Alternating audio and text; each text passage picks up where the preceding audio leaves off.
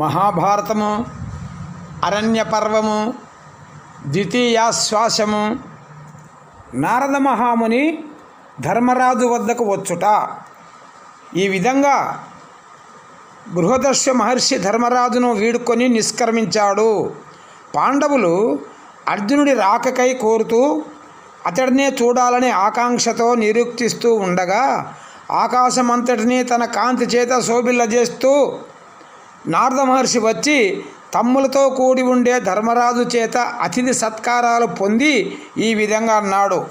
ఓ ధర్మరాజా, మనస్సులోని వికారాలు వెలికి పొక్కకుండా అంచుకోగల నడవడిక కలవాడివి నీవు. నీ ధర్మబుద్ధికి నేను సంపూర్ణ సంతృప్తి చెందాను. నీకు ఇష్టమైనది కోరుకోము అని నారద మహర్షి ధర్మరాజుతో చెప్పాడు. మునులలో శ్రేష్టమైన వాడా, నీవు సంతృప్తి చెందితే మూడు లోకాలు సంతృప్తి చెందినట్టనే. నిన్ను సందర్శించడం చేత నా జన్మ ధన్యమైంది. ఒక ధర్మ సందేహము చిరకాలం నుండి నన్ను వేధిస్తూ ఉన్నది. ఆ ధర్మ సందేహాన్ని దయచేసి తీర్చుమని ధర్మరాజు నారద మహామునిని ప్రార్థించాడు. భూమిలో ప్రదక్షిణం చేస్తూ పుణ్యక్షేత్రాలు సందర్శించి ధన్యులైన మహానుభావులు పొందే పుణ్యఫలం ఎటువంటిదో అనేక దివ్యక్షేత్రాలలో వర్ణనతో పాటు నాకు తెలపమని ప్రార్థించినాడు ధర్మరాజు నారద మహామునిని. అప్పుడు నారదుడు ఈ విధంగా చెబుతూ ఉన్నాడు. ధైర్యం కలవాడు, గంభీరుడు అయిన భీష్ముడు పూర్వం గంగాద్వారంలో నిరంతరం వేదాధ్యయన దీక్షను పూనినవాడై తండ్రికి సంప్రీతిని ఘటించే సత్క్రియలు చేస్తూ ఉండినాడు. భీష్ముడి పితృదేవతా భక్తికి అతడి యొక్క అత్యంత ధర్మశీలానికి మెచ్చి అతడిని చూడాలనే కోరికతో అతడి దగ్గరకు పులస్త్యుడు అనే గొప్ప మహర్షి అరుదించినాడు. భీష్ముడు ఆ ఋషీశ్వరుని మొక్కి మిక్కిలి భక్తితో పూజించి దర్భల ఆసనంపై కూర్చుండబెట్టి అర్ఘ్యం పాద్యం మొదలైన స్వాగత సత్కారాలు సమర్పించి అతడి కాళ్ళను తన శిరస్సుపై చేర్చుకొని తాను కుడికాలు భూమిపైకి చేర్చి మోకరిల్లి మొక్కి నేను భీష్ముడిని, మీ సేవకుడిని అని పలికి నమస్కరించి ఉండగా అతడితో పులస్తుడు ఈ విధంగా పలికాడు. ప్రతీపుడి వంశంలో శ్రేష్ఠుడైనటువంటి వాడా, ఓ భీష్ముడా, పితృదేవతారాధనలోనూ పుణ్యకార్యాలను తదేక దీక్షతో ఆచరించడంలోనూ నీకు నీవే అందరికంటే గొప్పవాడివి.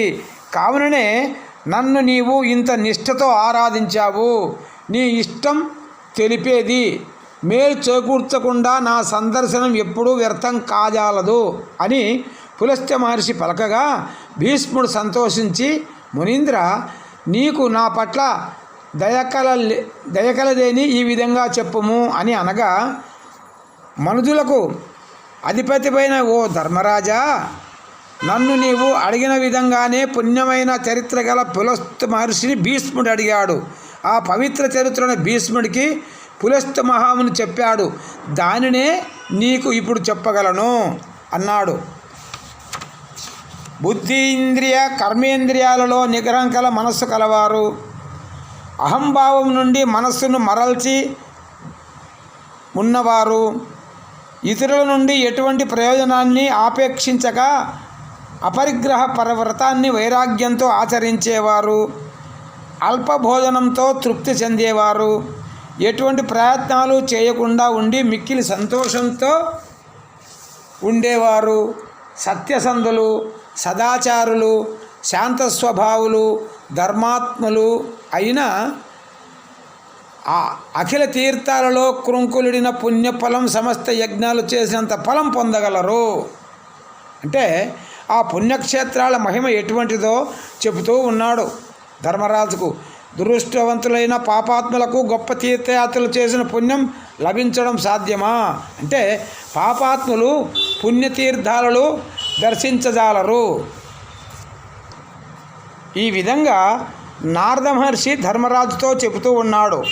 ఓ ధర్మరాజా, తిలలు అంటే నువ్వులు, ఆవులు, బంగారము దానాలు చేయనివారు, ఉపవాసాలు చేయనివారు, పుణ్యతీర్థాలు సేవించని వారు, స్వయంకృపారాధం వలన నిరుపేదలు రోగపీడితులుగా అవుతారు. కౌరవుల్లో శ్రేష్ఠుడైన ఓ ధర్మరాజా, పాపాత్ములు, దరిద్రులు యజ్ఞయాగాదులు చేయలేరు కాబట్టి వారికి ఆ పుణ్యం చేకూరదు. అటువంటి పాపాత్ములు, దరిద్రులు తీర్థయాత్రలు చేస్తే యజ్ఞయాగాదులు చేసిన పుణ్యం లభిస్తుంది. ఇది ఋషివరేర్య అభిప్రాయం. కావున తీర్థయాత్రల వలన లభించే ఫలం అన్ని పుణ్యాల కంటే గొప్పది. ఈ అంశాన్ని ఆలకించుము. శత్రువులు నిగ్రహించిన అజాతశత్రువైన ఓ ధర్మరాజా, తీర్థయాత్రల వలన లభించే పుణ్యము అన్ని పుణ్యాల కంటే కూడా గొప్పది. పుష్కరం అనే పుణ్యతీర్థం ప్రపంచ ప్రఖ్యాతిని ఆర్జించినట్టిది. అది మునులు, సిద్ధులు సేవించేటటువంటిది. అందులో బ్రహ్మదేవుడు దేవతలో కలిసి నివసిస్తాడు. అచ్చటి 3 పుష్కరాలను సమానులే. ఆ పుష్కరాలను సంస్కరిస్తేనే చాలు, సమస్త పాపాలు తొలగిపోతాయి. ఆ పుష్కరాలలో 10,000 కోట్ల పవిత్ర క్షేత్రాలు ఉద్భవించి చేరుతాయి. ఋషివరేణ్యులు, దేవతాశ్రేష్ఠులు అందులో తపస్సు చేశారు, యజ్ఞాలు చేశారు, మనసులో సప్రీతిని చెంది చరితార్థులయ్యారు.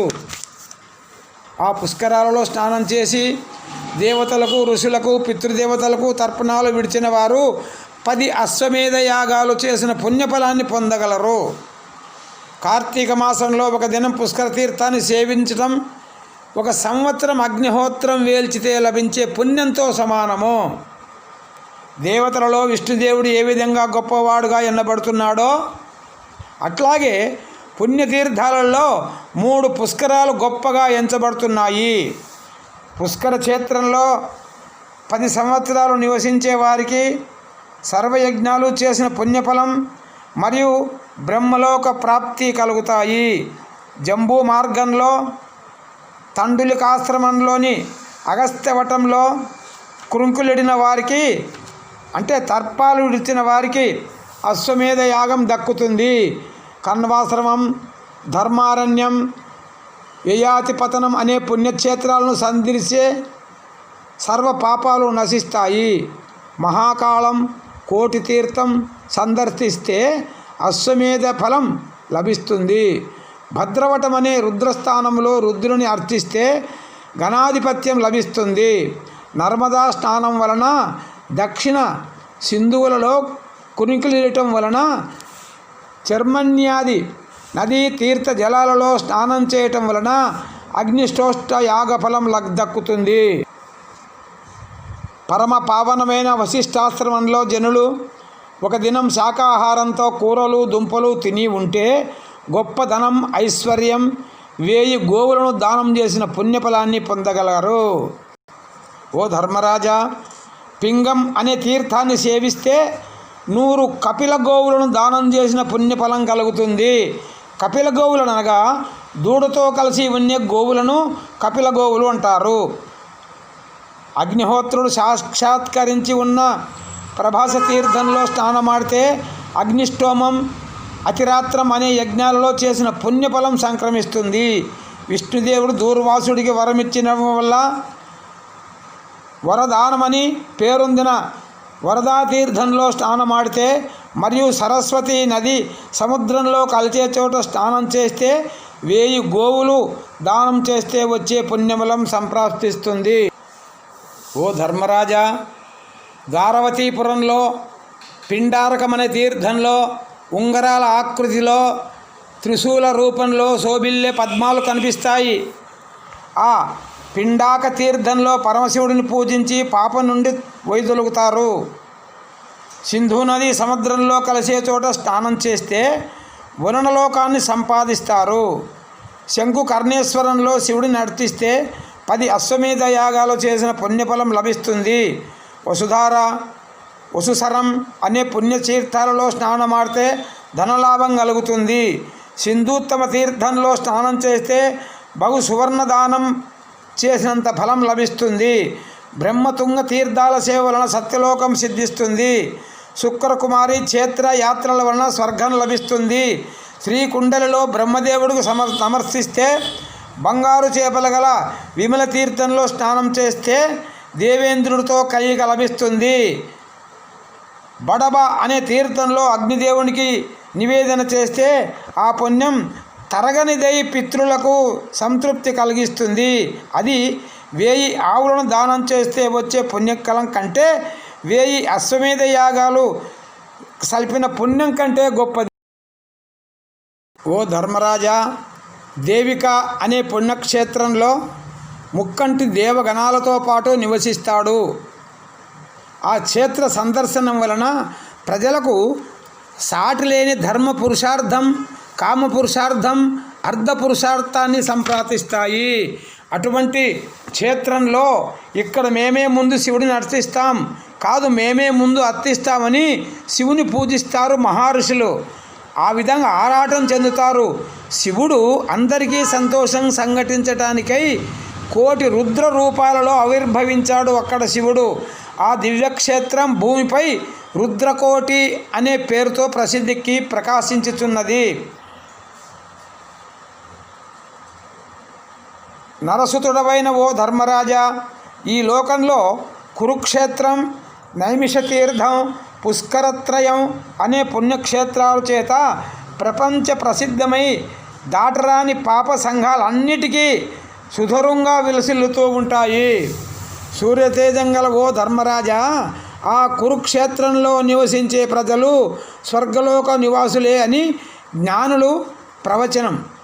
సరస్వతీ నదికి దక్షిణ దిశలో, దృషద్వతి నదికి ఉత్తర దిక్కున ఉత్తమంగా విలాసులున్న ఆ కురుక్షేత్రం యొక్క మహిమ వీణులకు విందు చేస్తుంది. ఆ కురుక్షేత్రంలో ఉండే శమంత పంచకాల నడమగల రామహ్రదం అనే సరస్సు, దాని మధ్యన బ్రహ్మదేవుడు ఉత్తరవేది ఉన్నది. అటువంటి కురుక్షేత్రాన్ని సృష్టించిన వారికిన్ని, కురుక్షేత్రానికి పోవాలని తలపోసిన వారికిన్ని, కురుక్షేత్రంలో నివసిస్తామని ఆలోచించిన వారికిన్ని సర్వ పాపాలు నశిస్తాయి. అటు పిమ్మట విష్ణు స్థానంలో విష్ణుమూర్తిని అర్చిస్తే అశ్వమేధ యాగం చేసిన పుణ్యఫలం లభిస్తుంది. ఎచ్చట విష్ణుదేవుడు ఆది వరాహంగా అవతరించాడో అటువంటి వరాహ తీర్థంలో స్నానం చేసిన వారికి అగ్నిష్టోమ యాగం చేసిన పుణ్యఫలం లభిస్తుంది. అశ్వనీ తీర్థంలో స్నానం చేసిన వారికి అందమైన రూపురేఖలు ఏర్పడతాయి. జయంతిలో ఉండే సోమతీర్థంలో స్నానం చేస్తే రాజసూయ యాగం చేసినట్లే. కృత శౌచ తీర్థాల్లో స్నానం చేస్తే పౌండరీక యజ్ఞం చేసినట్లే. అగ్నివట క్షేత్రంలో, ముంజవట క్షేత్రంలో శివుడిని ఆరాధిస్తే గణాలపై ఆధిపత్యం లభిస్తుంది. యక్షిణీ తీర్థంలో స్నానం చేస్తే కోరిన కోరికలు ఈడేరగలవు. కురుక్షేత్రంలో ఉండే ప్రవేశ ద్వారానికి ప్రదక్షిణం చేస్తే పాపాలు నశిస్తాయి. ఓ ధర్మరాజా, జమదగ్ని మహాముని పుత్రుడైన పరశురాముడు వీరుడై భయాకమైన ఆకృతితో గండ్రగొడ్డలి ధరించిన వాడై రాచకొలులందరినీ సంహరించి వారి రక్తంతో 5 మడుగులు కల్పించాడు. ఆ శమంత పంచకం అనే సరస్సులో పితరులకు తర్పణాలు విడువగా పితృదేవతలు అతనికి సాక్షాత్కరించి నీకు ఇష్టమైన వరం కోరుకోమని అడగగా పరశురాముడప్పుడు ఈ విధంగా బదులు పలికాడు. రాచకులం వారిని సంవరించడం చేత నాకు సక్రమించిన పాపం నశించాలి, నాకు పుణ్యలోక ప్రాప్తి కలగాలి. ఎందుకంటే ఈ రాజులందరినీ సంవరించిన వలన నాకు మహాపాతకం చుట్టుకున్నది. కాబట్టి ఈ శమంత పంచకాలనే సరస్సులు ఈ భూలోకంలో పరమ పవిత్రాలుగా శోభిల్లాలి. మీరు దయచేసి నాకు ఈ వరం ప్రసాదించమని ప్రార్థించాడు. ఆ విధంగా పితృదేవతలను ప్రార్థించి వారి వరం వలన శమంతక పంచక సరస్సులను పుణ్యతీర్థాదులుగా చేశాడు. అటువంటి పరశురాముడి మడుగులలో స్నానం చేసిన వారికి అశ్వమేధ యాగం చేసిన పుణ్యఫలం లభిస్తుంది.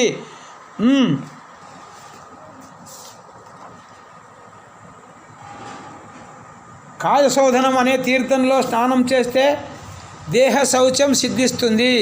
ఏ చోట విష్ణుదేవుడు లోకాలను ఉద్ధరించాడో ఆ స్థలానికి లోకోద్ధారం అనే ఖ్యాతి ఏర్పడింది.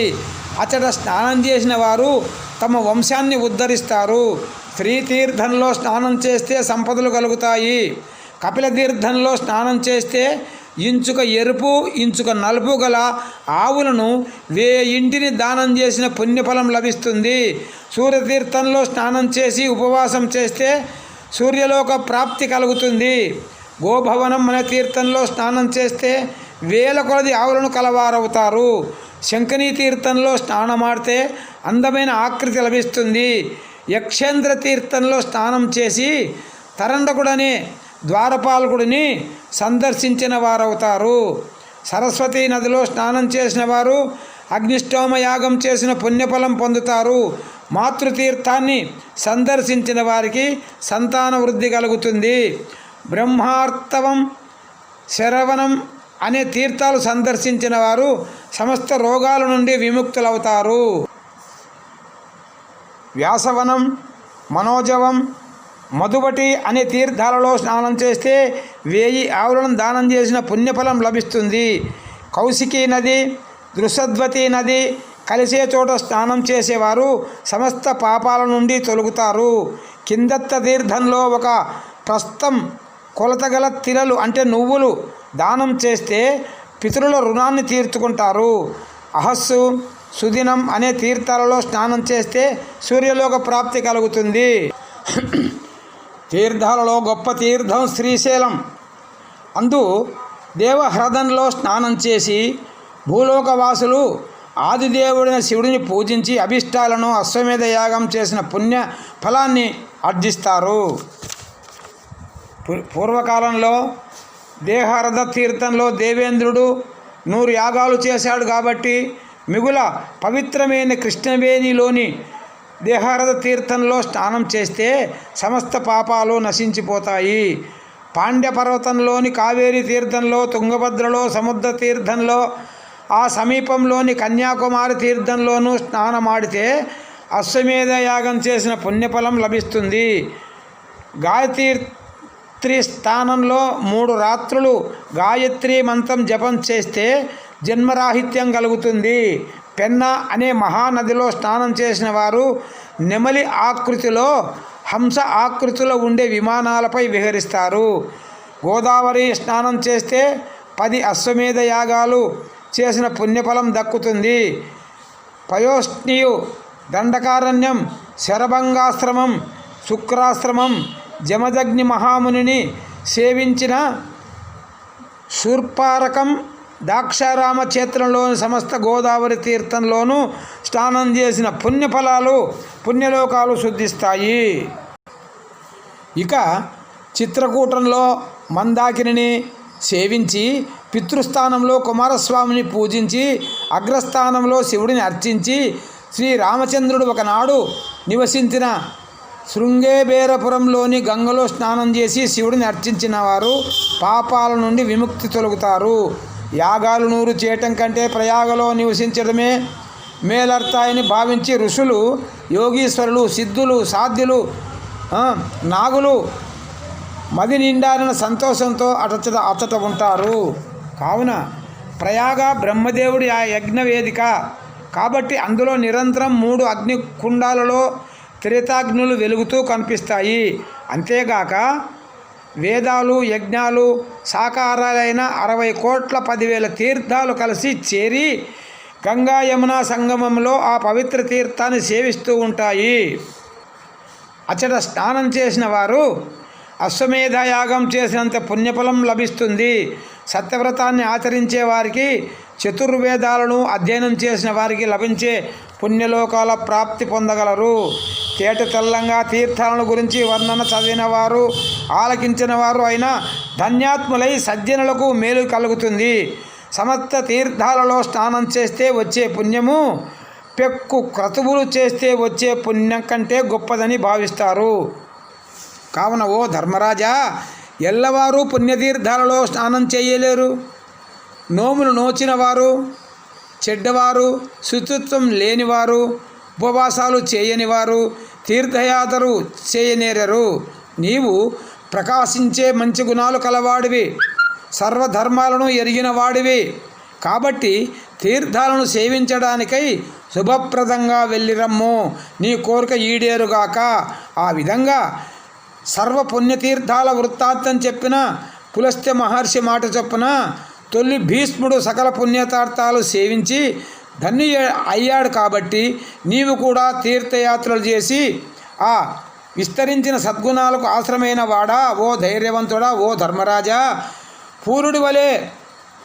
పురూరవుడి వలె, భగీరథుడి వలె, శ్రీరామచంద్రమూర్తి వలె కర్తవ్యాలను నెరవేర్చి ఈ పుణ్యతీర్థాలను సేవించి ధన్యుడు కమ్ము. నారద మహామునీంద్రులు ధర్మరాజుతో ఈ విధంగా అంటున్నాడు. రోమసుడు అనే దేవఋషి ఓ ధర్మరాజా నీ దగ్గరికి వస్తాడు.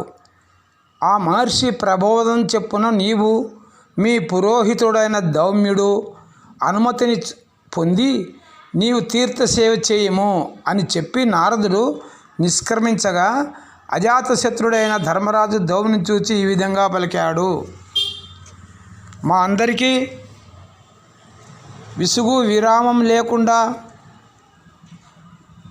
పగవలక రాత్రనక నిరంతరం ప్రీతి ఘటించే మహాపరాక్రమశాలైన అర్జునుడిని దివ్యాస్త్రాలు సంపాదించడానికే గొప్ప వేడుకతో ఒంటరిగా పంపించాము. అతడు లేని ఈ కామ్యక వనం మాకు శోభించడం లేదు. మేఘాల రాకకై ఎదురు చూచే శాతక పక్షి వలె మనం అందరం అర్జునుడు రాకకై నిరీక్షిస్తూ ఉన్నాం. అర్జునుడు తాను చేపట్టిన కార్యాన్ని నిర్వహించక వెనుదిరిగి మరలేవాడు కాదు. అర్జునుడు నిస్సందేహంగా దేవతా సంబంధమైన అస్త్రాలను సంపాదించి వస్తాడు. అంతవరకు మనం తీర్థయాత్రలు చేద్దాం అని ధర్మరాజు పలకగా దౌమ్యుడు నిజమే, మిక్కిలి మేలు కలుగుతుంది, మనం అట్లాగే పుణ్యక్షేత్రాలను సంతతిస్తామని అన్నాడు. ఆ విధంగా ధర్మరాజు వద్దకు రోమశ మహర్షి వచ్చుట మహాత్ముడైన దౌమ్యుడు నేల 4 చెరుగులలో గల తీర్థాలను గురించి క్రమంగా తేటతెల్లంగా అజాతశత్రువైన ధర్మరాజుకు చెబుతూ ఉన్నాడు. అప్పుడు సూక్ష్మమైన కీర్తి గల ఆ ధర్మరాజు కడకు సుకుమారమైన తేజస్సుతో ప్రకాశిస్తున్న రోమశ మహర్షి వచ్చాడు. ఈ విధంగా తన వద్దకు చేరిన ఆ మునిని ధర్మరాజు తానును తన తమ్ములను బ్రాహ్మణులను కలిపి మిక్కిలి భక్తితో అర్చించి, మునీంద్ర ఎచట నుండి తాము ఇచ్చటికి దయచేశారు అని ప్రశ్నించగా ధర్మరాజుతో ఆ రోమక మహర్షి ఈ విధంగా అన్నాడు. ఓ ధర్మరాజా, సమస్త లోకాలను సందర్శించి నేను ఇంద్రలోకాన్ని చూడటానికే వెళ్ళాను. అచట దేవేంద్రుడి పూజలు అందుకొని స్వర్గలోకంలో ఉండే నీ తమ్ముడైన అర్జునుని చూచాను. శివుడు మున్నగు దేవతలందరి స్పర్శతో తనలో తాను పోటీపడి అర్జునుడి కోరిన వరాలు అనుగ్రహించారు. ఆ విధంగా కృతార్థుడైన కురువంశసింహుడు దేదీప్య సమానమైన పరాక్రమంతో వెలుగొందుతూ దేవేంద్రుడి అర్ధాసనం అధివసించి ఉన్నటువంటి ఆ దేవేంద్ర వరసుతుడైన అర్జునుడిని స్వర్గలోకంలో దర్శించినాను. బలవంతులైన భీష్మాదులను పరాక్రమవంతుడైన అర్జునుడు యుద్ధంలో అవలీలగా జయించగలడు. ఇంకా యుద్ధాలలో కర్ణుడు అర్జునుడితో సరితూగలేడు. స్వర్గలోకంలో మిరుమిట్లు గొలిపే హోయలుడు దేదీప్యమానంగా వెలుగుతున్న అర్జునుడు చూచి నేను ఆశ్చర్య పొందాను. ఇంద్రుడు అర్జునుడు గొప్పతనాన్ని నాకు వివరిస్తూ ఇతడు పరమశివుడి వలన అమృతం నుండి ఉద్భవించిన పాశుపతం అనే దివ్యాస్త్రాన్ని నా నుండి యమ వరుణ కుబేరాదుల నుండి పెక్కు దివ్యాస్త్రాలను సంపాదించాడు. ఇతడు కేవలం మనుష్యమాత్రుడు కాడు, దివ్య పురుషుడు. ఇతరులకు శక్యం కానటువంటి దేవత పనులను నెరవేర్చి తడయక తిరిగి భూలోకానికి వస్తాడు. నీవు భూలోకంలోనికి వెళ్ళి తమ్ములతో కూడి ఉన్న ధర్మరాజుకు ఈ విషయం తెలియపరచుము అని నన్ను ఆదేశించాడు దేవేంద్రుడు అని రోమశుడు ధర్మరాజుకు చెప్పి మరలా ఈ విధంగా పలికాడు. ఓ ధర్మరాజా, సమస్త లోకాలను సందర్శించి నేను ఇంద్రలోకాన్ని చూడటానికే వెళ్ళాను. అచట దేవేంద్రుడి పూజలు అందుకొని స్వర్గలోకంలో ఉండే నీ తమ్ముడైన అర్జునుని చూచాను. శివుడు మున్నగు దేవతలందరూ స్పర్ధతో తమలో తాము పోటీపడి అర్జునుడికి కోరని వరాలు అనుగ్రహించారు. ఆ విధంగా కృతార్థుడైన కురువంశసింహుడు దేదీప్యమానమైన పరాక్రమంతో వెలుగొందుతూ దేవేంద్రుడి అర్ధాసనం అధివసించి ఉన్నటువంటి ఇంద్ర వరసుతుడైనటువంటి అర్జునుడిని స్వర్గలోకంలో సందర్శించాను. బలవంతులైన భీష్మాదులను పరాక్రమవంతుడైన అర్జునుడు యుద్ధంలో అవలీలగా జయించగలడు. ఇంకా యుద్ధాలలో కర్ణుడు అర్జునుడితో సరితూగలేడు. స్వర్గలోకంలో మిర్మిట్లు గొలిపే హోయలు దేదీప్యమానంగా వెలుగొందుతున్న అర్జునుడు చూచి నేను ఆశ్చర్య పొందాను. ఇంద్రుడు అర్జునుడి గొప్పతనాన్ని నాకు వివరిస్తూ, ఇతడు పరమశివుడి వలన అమృతము నుండి ఉద్భవించిన పాశుపతాన్ని అనే దివ్యాస్త్రాన్ని, నా నుండి యమ వరుణ కుబేరాదుల నుండి పెక్కు దివ్యాస్త్రాలను సంపాదించాడు అర్జునుడు. ఇతడు కేవలం మనుష్య మాత్రుడు కాదు, దివ్య పురుషుడు. ఇతరులకు శక్యం కాని అటువంటి దేవత పనులను నెరవేర్చి తడయక తిరిగి భూలోకానికి వస్తాడు. నీవు భూలోకానికి వెళ్ళి తమ్ములతో కూడి ఉన్న ధర్మరాజుకు ఈ విషయం ఎరిగించుము అని నన్ను ఆదేశించాడు దేవేంద్రుడు అని రోమశుడు ధర్మరాజుతో చెప్పి మరలా ఈ విధంగా అన్నాడు. దీక్షతో ఎల్లప్పుడూ తీర్థయాత్రలు సేవించడంలో నిమగ్నులైన శాంతి చిత్త ప్రవృత్తి కలవారికి, తపస్సు చేసేవారికి చేయలేనిదంటూ ఏదీ ఉండదు అని చెప్పి ధర్మరాజును శీఘ్రంగా తీర్థయాత్ర సేవ చేయించుము అని చెప్పాడు దేవేంద్రుడు. ఆ విధంగా నేను ఇంద్రుడి ఆదేశం చొప్పున అతడి దగ్గర నుండి పూనికతో ఇచ్చటికి వచ్చాను. భూమికి అధిపతివైన ఓ ధర్మరాజా, ఈ పని అర్జునుడికి సమ్మతమే కదా సుమా. ఇంతకు మునిపై నేను 2 పర్యాలు భూమండలంలో ఉండే పుణ్యక్షేత్రాలను అన్నిటినీ దర్శించి ఉన్నాను. ఇప్పుడు ఇంద్రుడి ఆదేశానుసారంగా నీతో పాటు మరలా సకల పుణ్యతీర్థాలను మరొకసారి సందర్శించగలను అని రోమశుడు ధర్మరాజుతో చెప్పగా అతడు రోమశుడితో ఈ విధంగా పలికాడు. విద్వాంసుల చేత పొగడబడిన ఓ రోమశ మహర్షి, మునులలో శ్రేష్టమైన వాడా, దేవేంద్రుని వంటి వాడు నన్ను గురించి ఆలోచించి నేను తీర్థయాత్రలు చేయాలని ఆదేశించడం చేత నా జన్మ నిజంగా ధన్యమైనదిగా భావిస్తున్నాను.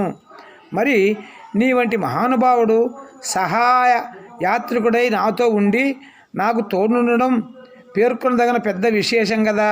ఇక సమస్త పుణ్యక్షేత్రాలు పూనికతో సందర్శించి నీ దయ వలన పవిత్రుడిని కాగలను అని ఓ మునిశ్రేష్ఠుడైన ఓ రోమశ, నేను ఇంతకు మునిపే నారదుడు దౌమ్యుడు చెప్పిన మాటల వలన తీర్థయాత్రలు చేయటానికై ఉవ్వుళ్ళు ఊరాను. ఇంతలో ఇప్పుడు నీ ప్రోత్సాహం లభించింది. ఇక పుణ్యక్షేత్రాలు దర్శించి ధన్యుడనవుతాను అని నిశ్చయించి భిక్షాటనం చేసి ఆహారం స్వీకరించే విప్రులను, సన్యాసులను రోమశుడిని ఆదేశం చొప్పున వెనుకకు మరలించి దౌమ్యుడు మున్నగు కొద్దిమంది బ్రాహ్మణులతో పాటు ద్రౌపదితో తమ్ములతో తీర్థయాత్రలు చేయించడానికై కామ్యక వనంలో 3 దినాలు ఉండి మార్గశీర్ష మాసం చివర తీర్థయాత్రలకు బయలుదేరిన ధర్మరాజుతో బ్రాహ్మణులు ఈ విధంగా పలుకుతూ ఉన్నారు. నీ తమ్ములు ధనుర్విద్యలో ఆరితేరిన వీరులు, పవిత్రమైన ప్రవర్తన కలవారు, నిడివి వాడిమి కల కత్తులు ధరించేవారు, నిర్మలమైన కీర్తి కలవారు. అటు వారు రక్షిస్తూ ఉండగా తేజస్వైన రోమశుడు మార్గదర్శకుడయి సకల పుణ్యక్షేత్రాలను దర్శింపచేస్తూ ఉండగా నీ వెంట రావడం పుణ్య సంపదల వలన మాకు సమకూడిన అదృష్టమయ్యా. రాక్షసులు, పిశాచులు, క్రూర జంతువులు సంతరిస్తూ ఉంటాయి కాబట్టి అడవులలో మా వంటి వారు ఒంటరిగా తీర్థయాత్రలు చేయడం సాధ్యం కాదు.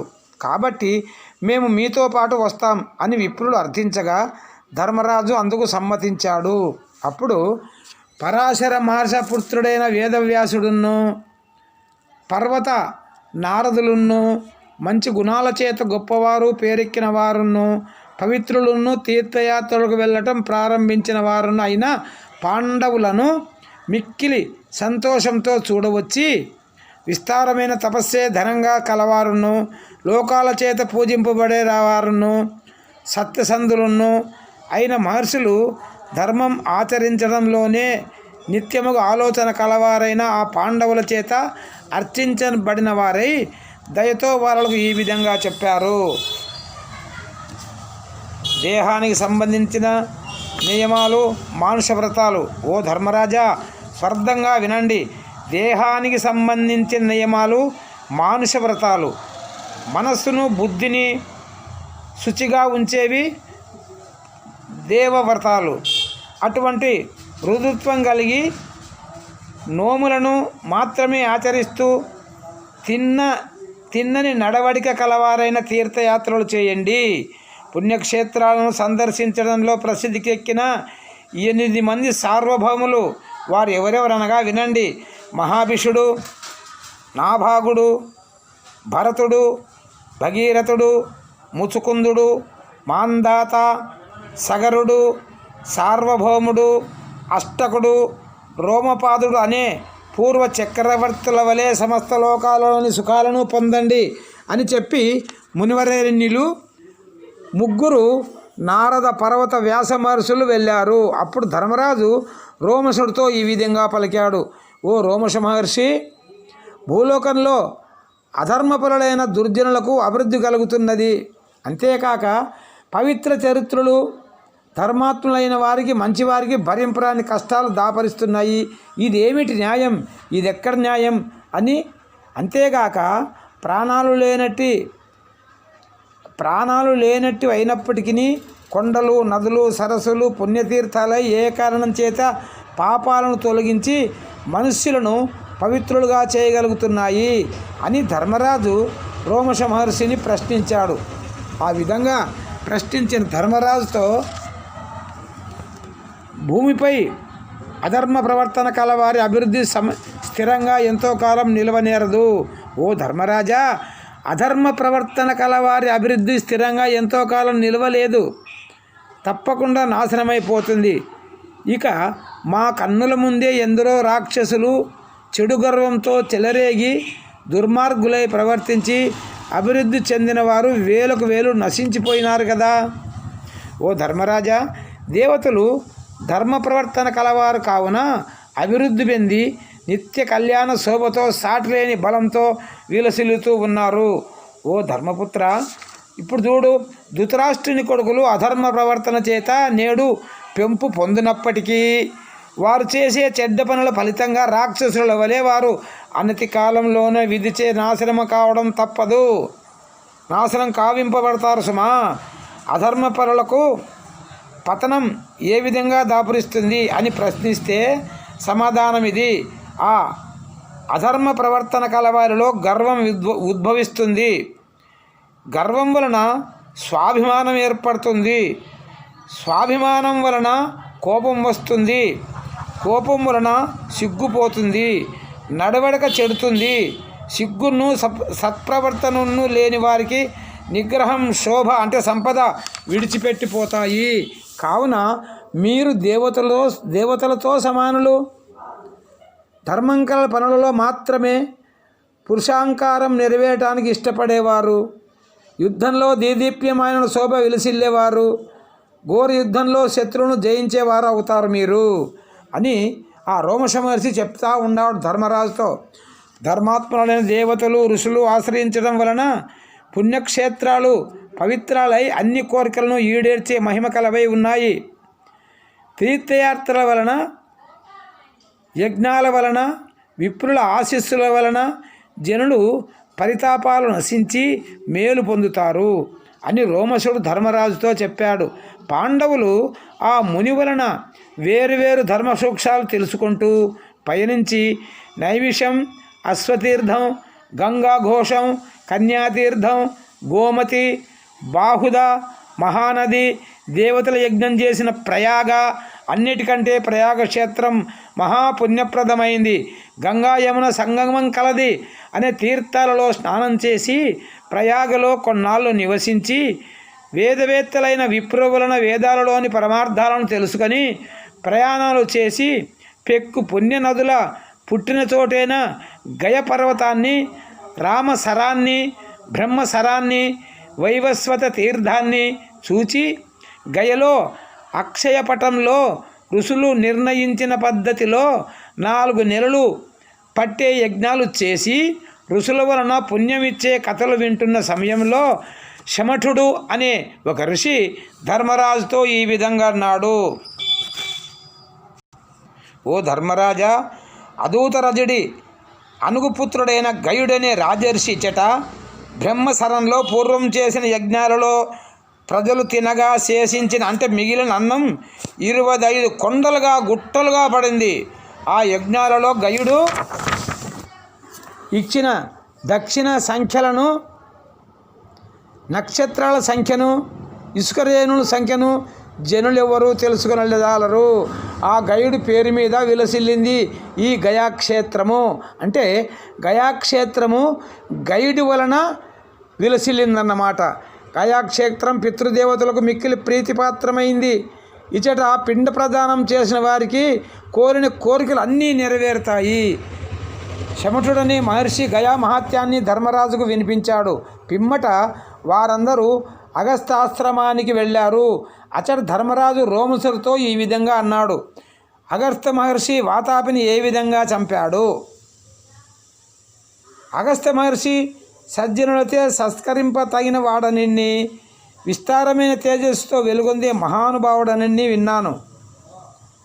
ప్రీతితో ఆ మునీంద్రుడి చరిత్రను ఇచ్చట ఇప్పుడు నాకు వినాలని కోరిక ఉంది అని ధర్మరాజు అడగగా రోమశ మహర్షి గౌరవం సంతోషంగా పలికి ఈ విధంగా అన్నాడు. ఓ ధర్మరాజా, సుప్రసిద్ధ బలవంతులు, శత్రు సంహారకులు, నిర్భయులైన ఇల్వలుడు, వాతాపి అనే 2 రాక్షసులు మనుమతీపురంలో వైభవోపేతంగా నివసిస్తూ ఉన్నారు. వారిలో అన్నగారు ఇల్వలుడు. అతడొకనాడు ఒక విప్రుని భక్తితో పూజించి నాకు సమస్తమైన కోరికలు ఈడేరే వరము మంత్రాన్ని ఉపదేశించండి అని ప్రార్థించాడు. కానీ ఆ విప్రుడు అటువంటి మంత్రోపదేశం చేయకపోవడం చేత కామరూపుడైన తన తమ్ముడిని వాతాపిని మేకగా మార్చి ఆ మేక మాంసం వండించి ఆ బ్రాహ్మణునికి విందు చేశాడు. ఆ బ్రాహ్మణుని పొట్టులో ఉండే ఆ వీరుని ఓ వాతాపి రమ్ము అని ఇల్వలుడు ప్రీతితో పిలిచాడు. ఆ వాతాపి బ్రతికి శీఘ్రంగా బ్రాహ్మణుడి పొట్ట చీల్స్తూ బయటికి వచ్చాడు. అట్లా బ్రాహ్మణుడు ఆ విధంగా మరణించాడు. అప్పటి నుండి ఇల్వలుడు తన కడకు అతిథులుగా వచ్చే విప్రులను అదేవిధంగా యముడి పురానికి అతిథులుగా పంపుతుండేవాడు. అప్పుడు అచట బ్రహ్మచర్య దీక్షతో కఠోర తపస్సు చేస్తూ అడవిలో తిరిగాడుతుండే అగస్త్య మహాముని ఒకనాడు లేత తామర చిగురు ఆకుల ఆధారం చేసుకొని తలకిందులుగా వేలాడుతున్న తన పితృదేవతలను చూచి ఈ విధంగా మీరు ఉండటానికి కారణమేమి అని వారిని ప్రశ్నించాడు. అంతా వారి పితృలు ఈ విధంగా సమాధానం చెప్పారు. నాయనా, మేము నీ పితృదేవతలం. నీవు సంతానాన్ని వల్లక గొప్ప నిష్ఠతో బ్రహ్మచర్యం పాటిస్తూ తపస్సు చేస్తున్నావు కదా.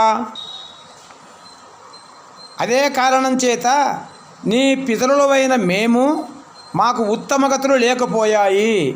ఇకనైనా నీవి పెండ్లి చేసుకొని సంతానం కంటే మాకు పుణ్యగతులు లభిస్తుంది అని పితరులు చెప్పగా అగస్త్యుడు అట్లాగే చేస్తానని చెప్పాడు. అంతా సంతానాన్ని కోరుతున్న విదర్భరాజుకు అగస్త్యుడు తన తపస్సు యొక్క మహిమ చేత ఒక కూతురుని పుట్టించాడు. ఆమె పేరు లోపాముద్ర. ఆ రాజపుత్రిగా నీటిలో పద్మం వలె, వినీతుడి పట్ల లక్ష్మీదేవి వలె, పరిశ్రమ చేసేవాడి పట్ల విద్య వలె దినదినాభివృద్ధి చెందింది. ఆమె యవనమతి అయ్యి ఈడు జోడు కుదిరిన 9 కన్యలు తన చెలుకొత్తలుగా కొలుస్తూ ఉంటే మిక్కిలి శోభిల్లుతూ ఉంది. యవనమతి అయిన లోపాముద్రను అగస్త్యుడు అతని వలన భీతి చేత పెండ్లాడటానికి ముందుకు రాలేక రాజకుమారులు మన్మథ తాపంతో వెత చెందుతూ ఉండిపోయారు. విదర్భరాజు తన పుత్రికకు తగిన వరుడికై అన్వేషిస్తూ ఉన్నాడు. పిమ్మట అగస్త్యుడు విదర్భరాజు దగ్గరకు వచ్చి లోపాముద్రను తనకిచ్చి పెళ్లి చేయమని అడిగాడు. విదర్భేశ్వరుడు తన కూతురును ఆ ఋషికిచ్చి పెళ్లి చేయటానికి ఇష్టం లేక తన మనసులో మిక్కిలి పరితపించి తనలో తాను ఈ విధంగా అనుకున్నాడు. ఈ అగస్త్యుడు కారడవులలో తిరుగుతూ నారబట్టలు కట్టుకొని ఆకులు అలములు తిని పొట్ట పోసుకొని తపస్సు చేయటం వలన బక్క చిక్కిన బడుగు దేహంతో ఉన్నాడు. ఈ నిరుపేద బాపడ సుకుమార సుందరాంగి అయిన రాజకుమారికి పెళ్ళాడేవాడు. ఒకవేళ ఈ లతాంగిని ఇతడు పెళ్ళాడితే ఆమెను కూడా కౌరవులలో నారబట్టలు కట్టుకొని ఆకులు అలములు తిని తనతో పాటు తపోభారాన్ని మోయమని వినియోగించకుండా ఉంటాడా? ఈ బ్రాహ్మణుడు ఘోరమైన అరణ్యాలలో తిరుగుతూ నారవస్త్రాలు కట్టుకొని తపస్సు చేయటం వలన బక్క చిక్కిన దేహంతో ఆకులు అలములు తిని పొట్ట నింపుకునే నిరుపేద అని తెలిసి నా కూతురిని ఎట్లా ఏ విధంగా ఇవ్వాలి? భోగభాగ్యాలతో తొలుతూదగిన పద్మాల వంటి నేత్రాలు కలిగిన ఈమెను అగస్త్యుడికి ఇయ్యకుంటే శాపమిస్తాడేమో. ఊరక ఎందుకుంటాడు, ఎందుకు ఓర్చుకుంటాడు అని ఈ విధంగా తలస్తూ ఉన్నాడు అని ఆలోచించి విదర్భరాజు తాను తన భార్య విచారిస్తున్న సమయంలో రాజకుమారి లోపాముద్ర తన తల్లిదండ్రుల దగ్గరకు వచ్చి ఈ విధంగా పలికింది. ఈ ఋషిశ్రేష్ఠుడికి నన్ను ప్రీతితో ఇచ్చి పెళ్లి చేయండి. మీరు మిక్కిలి పరితాపం పొంది కుంగటం ఎందుకు అని లోపాముద్ర పలకగా ఆ దంపతులు ఇరువురు మిక్కిలి సంతోషించి మహావైభవోపేతంగా అగస్త్యమునికి ఇచ్చి వివాహం చేశారు. శాస్త్రాలలోని సూత్రాలలో నిర్దేశింపబడిన పద్ధతిలో విదర్భరాజు తన కూతురు లోపాముద్రను అగస్త్యుడికి ఇచ్చి పెళ్లి చేశాడు. అంత అగస్త్యుడు లోపాముద్రను ధర్మపత్నిగా స్వీకరించి ఆమె ధరించిన గొప్ప ఆభరణాలు వస్త్రాలు తీసివేయించి ఆమె చేత నారచీరలు జింక చర్మం ధరింపజేసి తన వెంట తీసుకొని వెళ్ళి గంగాద్వారంలో తపస్సు చేసుకుంటూ ఉండగా ఒక దినము మునీంద్రుడైన అగస్త్యుడు లోతైన బొడ్డు కలిగినది, చలించే కన్నులు కలది, విస్తరించిన గుండ్రని మొలకట్టు కలది అయిన లోపాముద్రను చూచి శృంగార భావానికి లోనై ఆమెతో సంబోధించడానికి తలపెట్టాడు. ఆ లోపాముద్ర కూడా అగస్త్యుడి అభిప్రాయాన్ని గుర్తించి సిగ్గుపడి అతడికి భక్తితో నమస్కరించి ఇట్లా పలికింది. భర్త భార్యను సంతానార్థమై పొందటానికి ఎక్కడైనా ప్రకృతి సహజమే. అయినను నన్ను శోభాయమానమైన ఆభరణాలతో వస్త్రాలతో అలంకరించి కరుణతో నా మనసుకు ప్రీతి చేకూర్చుము. ఋషులలో నాయకుడైన వాడా, నీవు కూడా పరిమళంతో కూడిన మైపూతలతో పూలదండలతో శోభాయమానులై ఆభరణాలతో అలంకృతుడవై నా పట్ల దయగలిగిన వాడవై సంభోగం ఫలించే ఈ దినాలు గడిచిపోకుండా నాకు గర్భాధానం చేయుము అని పలికింది లోపాముద్ర. అప్పుడు తపస్సు మాత్రమే నా దగ్గర ఉన్న ధనం. ఓ లోపాముద్ర, నా వద్ద ధనరాశులు మాత్రం ఏమీ లేవు. తపస్సు మాత్రమే నా దగ్గర ఉన్న ధనం, వేరే ధనం లేదు కదా. మరి నీవు కోరిన విధంగా నేను ఎట్లా చేయగలను? తపస్సు వలన సమస్తాలు సమకూరుతాయి కదా అని నీవు అనవచ్చు. కానీ నాకు నా తపశ్శక్తిని వ్యయం చేయటం ఇష్టం లేదు, అంటే ఖర్చు పెట్టడం ఇష్టం లేదు అని చెప్పి అగస్త్యుడు ధన సంపాదన కొరకై శృతర్వుడు అనే రాజు దగ్గరికి వెళ్ళాడు. శృతర్వుడు అగస్త్యుడిని పూజించి అగస్త్యుడు ఆ రాజును, నీవు పోషించవలసిన వారికి పోషణకు భంగం కలగకుండా నాకు ధనం ఇమ్ము, నేను ధనార్థినే నీ దగ్గరికి వచ్చాను అని చెప్పాడు.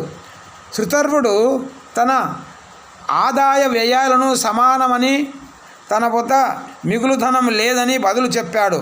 అంతా శృతర్వుడును అగస్త్యుడును కలిసి భద్రశ్వరుడు అనే ఒక మహారాజు దగ్గరికి వెళ్ళారు. ఆ రాజు వారిని మిక్కిలి భక్తితో పూజించి తన ఆదాయ వ్యయాలు కూడా సమానమని విన్నవించాడు. ఆ విధంగా అగస్త్య మహాముని శృతర్వుడిని భద్రశ్వరుడిని తన వెంట పెట్టుకొని ఉరుకుక్షుడి కుమారుడైన త్రసద్యుడు అనే రాజు దగ్గరికి వెళ్ళాడు. త్రసదస్యుడు ఆ ముగ్గురిని పూజించి, ఈ మణిమతి పట్టణంలో ఇల్వలుడనేవాడు తన తమ్ముడితో కలిసి ఉంటాడు. ఈ పురంలోనే కాక ఈ భూమండలంలో అందరికంటే ధనవంతుడు అతడే అని చెప్పగా, ఆ ఇల్వలుడు మన కోరిక ఈడేర్చగలడు అని రాజఋషులు మూవురును ఇల్వలుడు దగ్గరికి వెళ్ళారు. ఆ ఇల్వలుడు వారిని అందరినీ అతిథి సత్కారాలతో అర్చించి వాతాపి మాంసాన్ని ఎప్పటి మాదిరిగా పచనం చేయించి అగస్త్యుడికి ఆహారంగా సమర్పించగా, ఆ విషయం తెలిసిన ముగ్గురు రాజులు అగస్త్య మహర్షికి నమస్కరించి ఈ విధంగా అన్నారు: ఈ ఇల్వలుడి తమ్ముడు వాతాపి బ్రాహ్మణులకు తాను ఆహారమై తదుపరి వారి పొట్టలను చీల్చుకొని వారిని చంపుతూ ఉన్నాడు సుమా. కాబట్టి మనం ఈ ఇల్వలుడి గృహంలో తిండి తినరాదు.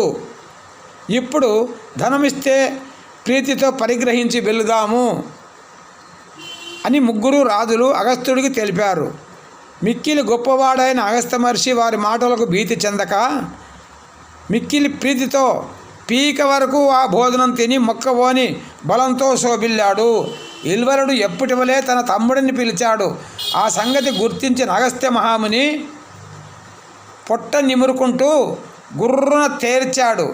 ఆ క్షణంలోనే అగస్త్య మహర్షి పొట్టలో ఆ వాతాపి జీర్ణమైపోయాడు.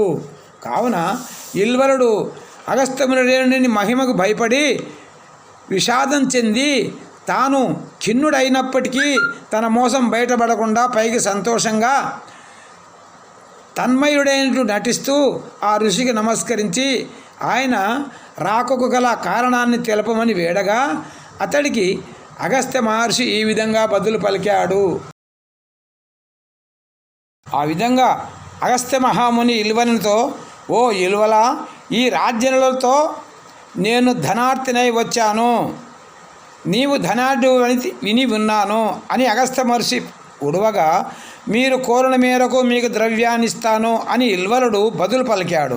అంత అగస్త్యుడు 10,000 ఆవులు, 10,000 బంగారు గద్వాణాలు ఈ రాజులకు ఒక్కొక్కరికి ఇమ్ము, వారికి ఒక్కొక్కరికి ఇచ్చిన మొత్తం అంతటికి 2 గోధనాన్ని, ఒక బంగారు తేరును నాకు ఇమ్ము అని అడగగా, తక్షణమే ఇల్వలుడు ఆ ముగ్గురి రాజులకు ఆయా ధనాలు ప్రీతితో ఇచ్చాడు. అంతేకాక వీరావం సురావం అనే గుర్రాలను కట్టిన బంగారు తేరును, 20,000 ఆవులను, 20,000 బంగారు గద్వానాలను, బంగారాన్ని మునిశ్రేష్ఠికి ఇచ్చాడు. ఆ రథంలో మునివరుడైన అగస్త్యుడిని, ఆ రాజన్యులను, వారి వారి ఆవులను, బంగారు నాణేలను, వారి సేనలను వరుసగా వహించి వెనువెంటనే గుర్రాలు అగస్త్యాశ్రమానికి వేగంగా పరిగెత్తాయి. రాజర్షులు అగస్త్యుడి దగ్గర సెలవు తీసుకొని నిష్క్రమించారు. అగస్త్యుడు లోపాముద్రుడు కోరిక నెరవేర్చాడు. అగస్త్యుడు లోపాముద్రకు వేసిన ప్రశ్నలు: నీకు 10 మందితో సమానులైన 100 మంది కొడుకులు కావాలనా? 100 మందితో సమానమైన 10 మంది కొడుకులు కావాలా? 1000 మంది కొడుకులు కావాలా? 1000 మందికి సాటి అయిన ఉత్తముడైన కొడుకు ఒకడు కావాలా? ఓ కమలాల వంటి కన్నులు కలదానా, చెప్పుము అని అడిగాడు భార్యను. ఆ విధంగా అడగగా సంతోషించి లోపాముద్ర అగస్త్యుని మునీంద్రుడికి ఈ విధంగా బదులు పలికింది: 1000 మందితో సమానుడు, మహాబలశాలి, బుద్ధిమంతుడైన ఒక కొడుకు కావాలి నాకు. బుద్ధిహీనులు 1000 మంది కొడుకులున్నా లాభం లేదు అని లోపాముద్ర బదులు పలకగా, అగస్త్య మహర్షి నీవు కోరిన మేరకు నీకు గుణవంతుడైన కొడుకును పుట్టుతాడు అని చెప్పి ఆమెకు గర్భాధానం చేసి ఆ ముని తపస్సు చేసుకున్నట్టుకై అరణ్యానికి వెళ్ళాడు. ఇట లోపాముద్ర 7 సంవత్సరాలు కడుపుతో ఉండింది.